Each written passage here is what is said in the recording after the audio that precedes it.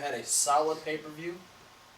You had another great episode of yourself. You've won back the trust of Kevin Hawk. He's wearing a wrestling shirt on a Monday. Yeah. That is a victory, my friend. Yeah. Welcome to the Raw Review. Talking about post-payback Monday Night Raw. And yeah, Raw was bizarre, but very entertaining. It was random, but good. Yes. Talk about a few things that weren't all that impressive right off the bat. Luke Gallows defeated Enzo Amore in a singles match with a spin-out flapjack. A little bit of fallout from their tag team match at Payback. We had a weird setup for a match between Apollo Crews and Heath Slater. Yep. But a good match between Crews and Slater. Yes. A lot of actual wrestling, which I appreciated. Yeah. Slater had Rhino in his corner. Crews had Titus. Apollo Crews ended up picking up the win with the Crews missile. And then Rhino photobombed Crews and Titus. So I'm sure that picture is on Titus's Twitter. Getting into more entertaining situations here. We had Sheamus and Cesaro talk about why they did what they did to the Hardys at Payback. And pretty much Sheamus just said he never really cared about the fans at all. And Cesaro felt like the fans betrayed him. The Cesaro section turned on him and were so much more infatuated with the Hardys that he just didn't give a crap about the Cesaro section anymore. Yeah, he just said, the return of the Hardys was nothing more than a nostalgia trip. Yeah, and everyone is focused on the past and the future, and they're not paying attention to what they have now. And Cesaro took offense to that. Yeah. And the Hardys came out and said, well, you guys, gave us your statement, and now we're going to give you our reaction to that. And that was delete, and they went down to the ring, but Cesaro and Sheamus bailed before the Hardys could do anything. Because Cesaro does what he wants whenever he wants. Yeah, because he's Cesaro, and Sheamus doesn't care. So, yeah, things are not over between these two tag teams. And I'm glad. Yeah, I'm excited to see where this feud goes. It's looking good. Kurt Angle met Bray Wyatt for the first time. Yeah, that thing. That was interesting. Bray Wyatt was trying to let Kurt Angle know. He's like, hey, Kurt was in the ring for something. He was mentioning the injuries from Roman Reigns and Braun Strowman from the night before. We didn't need that. Internal injuries for Roman. Apparently a torn rotator cuff for Braun Strowman. From what? Getting hit with that ambulance Did he lift Roman too hard? Yeah, that's what it was. Yeah. We didn't need that. He power slammed Roman Reigns into the mat so hard he hurt himself. It was really just hey, we need Kurt Angle in the ring. Yeah. For Bray Wyatt to introduce himself. And let's also give an excuse for why Roman and Braun aren't on the show. Yeah.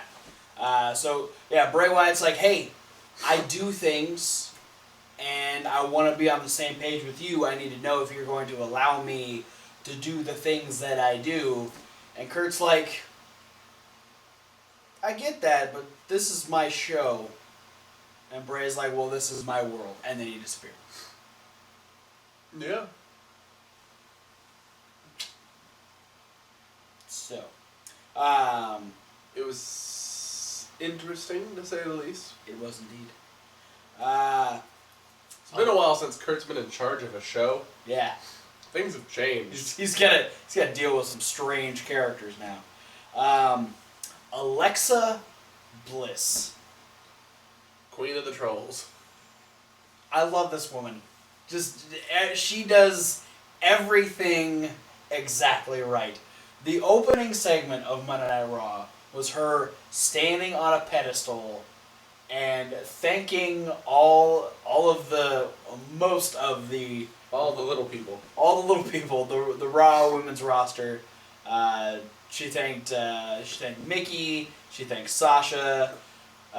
She told Nia she was great, and then she proceeded to step up onto her pedestal and thank Bayley, because if it wasn't for her being champion, she wouldn't be able to have this moment.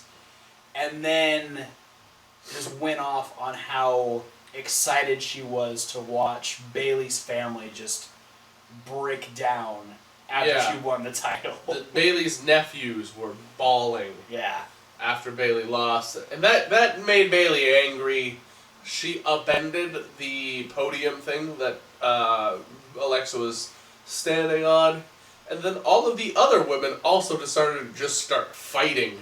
Yeah, it became an all-out women's brawl, which turned into an impromptu, except for Alexa accidentally spoiled it, 8-women tag match.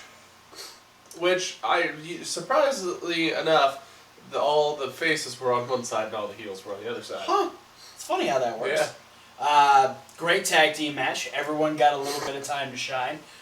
Dana looked great. Dana looked good. I'm, again, just excited to see Alicia Fox actually be involved in a wrestling match. Yeah, she's not attached to the cruiserweights anymore. That's nice. Yeah. But she'll always be Alicia Fox because Noam Dar did something right. Thank you, Noam Dar. But yeah, great match. Amdar. No, Hedar. No, Amdar. Let's not do that. So eventually we have everyone diving and hitting and throwing each other out to the outside. Which the last one was the really weird Alicia Fox and Sasha are just fighting. Yeah. And was it Bayley gets in the ring and pushes Alicia Fox out of the ring, and Sasha just kind of goes with her and jumps on her and starts beating her up some more. Yes. It really put a weird curve to the momentum of how the finish of this match was going. Sasha was just, I don't know. She was got new beef with Foxy all of a Yeah, sudden. she's got issues with Alicia. But yeah, so at this point it leaves just go away. Bayley and Alexa. Yeah, my phone's messing with me. So Bayley attempts to do some sort of scoop slam or something to Alexa, but Alexa, while she's up in the air, is able to rake the eyes of Bayley, drop down behind her, flip her around, hit the same DDT from Payback, and defeat Bayley once again. So Alexa, Emma, Nia Jax, and Alicia Fox. Foxy. That's why it's messing with me. They pick up the 8-women tag team win. Faces are none too happy, but everyone looked good in the match. It's fun to watch. Literally and figuratively. Yes. Speaking of multi-person tag matches, we had a cruiserweight 6-man tag team match, which was fun to watch, where Jack Gallagher, Rich Swann, and Tozawa, all sporting nice umbrellas. Yes, defeated Brian Kendrick, Tony Nese, and Noam Dar. William, Billiam, and Trillium. Wasn't it? Is it Bill, William, and William the Third or whatever? Didn't they all have different names at one point? I can't remember. But no, this was a fun match. Just kind of throwing as many cruiserweights in there as possible. Which, I mean, it would still be nice to see the cruiserweights go against someone other than a cruiserweight every now and again. Yeah, I understand that there is a cruiserweight division. And, the basis of the cruiserweight show is going to be about the cruiserweight division in fighting. But since they're also just on Raw as well, let's have just a half a minute of Jack Gallagher versus Heath Slater. Yeah, you've got people like Slater, Dallas, Axel. You've got smaller guys that can just... Tony Nese versus Apollo Crews. Hell yeah. I'd watch that all the time. Arya Daivari versus Kurt Hawkins. It's crazy what you can do with, the rest of your roster. You can even use the rest of your roster that doesn't get the TV time use them to put over the cruiserweights, or vice versa. Yeah, there you go. Funny how that works. But yeah, Gallagher ended up finishing off Kendrick with a flying drop kick after Swan and Tozawa dove onto Dar and Nice on the outside, and we had dancing and umbrellas for the babyfaces afterwards, and muscle poses. Yeah. How about like the whole cruiserweight division versus Braun Strowman in a handicap match? I mean, you're not using Hashtag rescue Kalisto. You're not using Lindsay. You're not using Metalik. You released Tajiri. Yeah. Good job, guys. You haven't even put Kalisto on 205 Live. You just had Braun Strowman kill him. Good job, guys.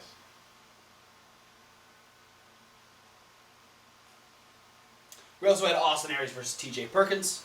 This was after Perkins was like telling Neville like, "Hey, people are saying, you know, you." People are saying shit, homie. Yeah, people saying you couldn't really beat Austin Aries, so you had to like be desperate and everything. And Neville's like, "Fuck you! It was unintentional." I think it's like it was the referee's fault. Yeah. He was out of position, so I had to like grab him and throw him into It's position. the referee's fault. I grabbed him by the shirt and yanked him over my head.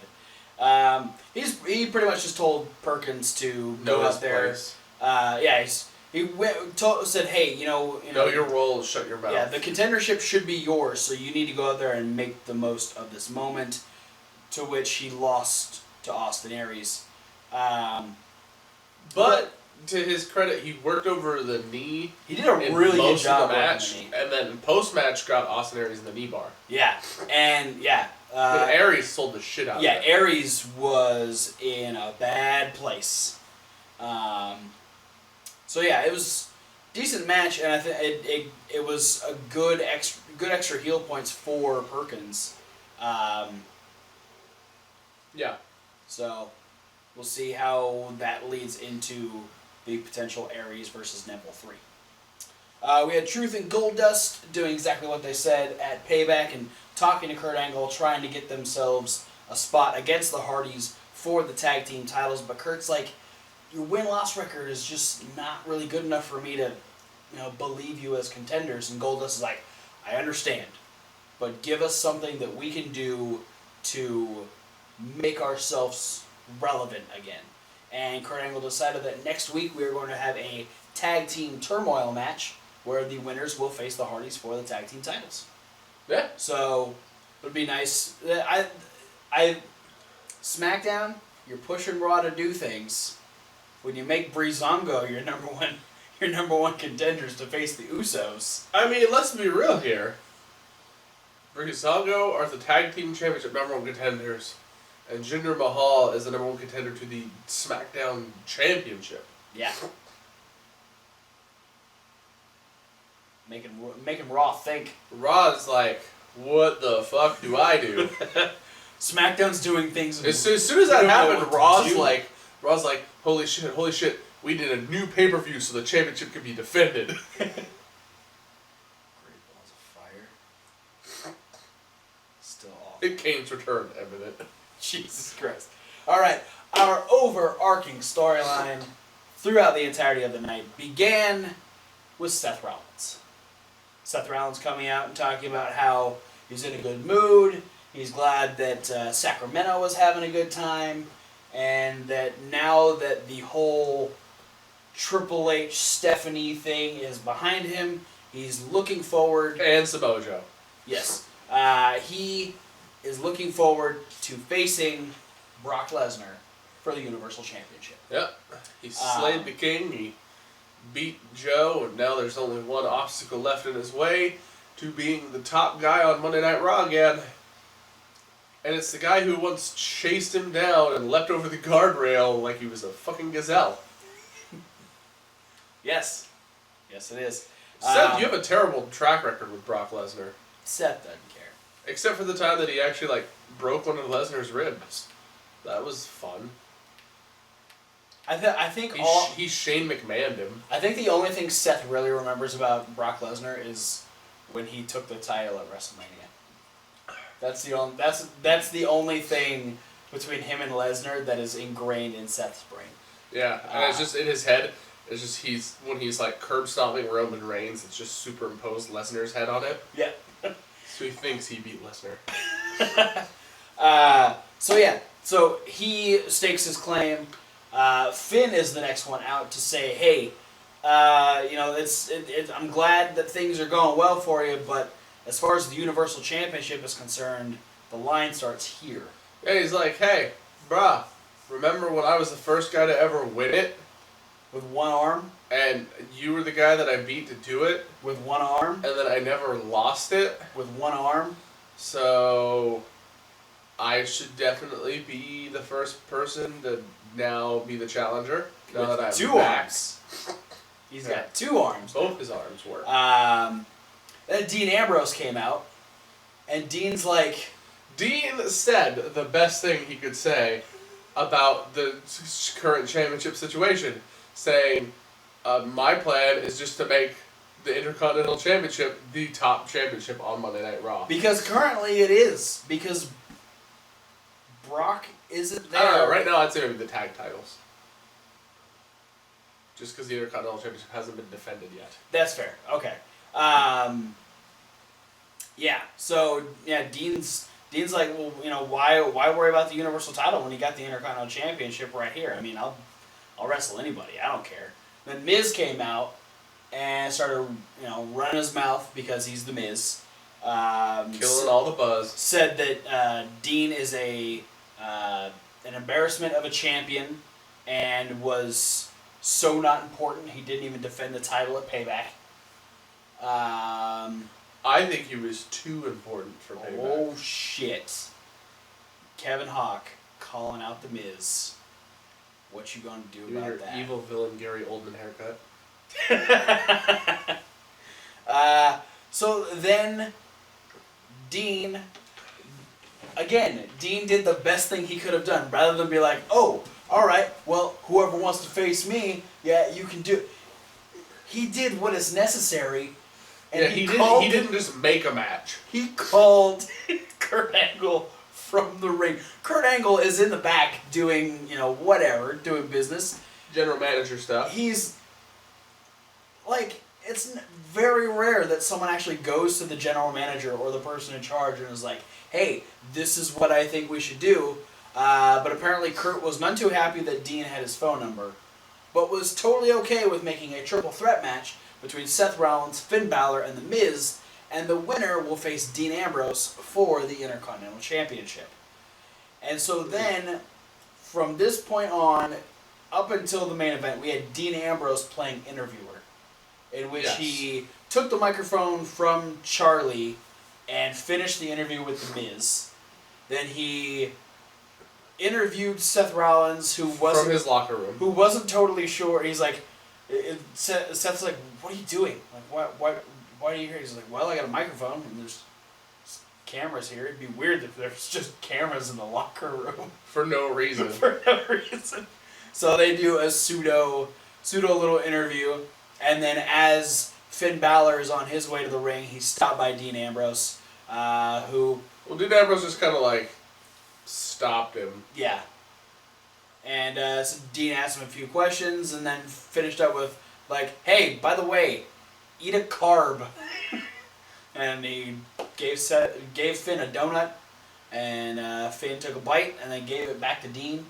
Dean proceeded to finish the donut while Elias Sampson played not Pearl Jam.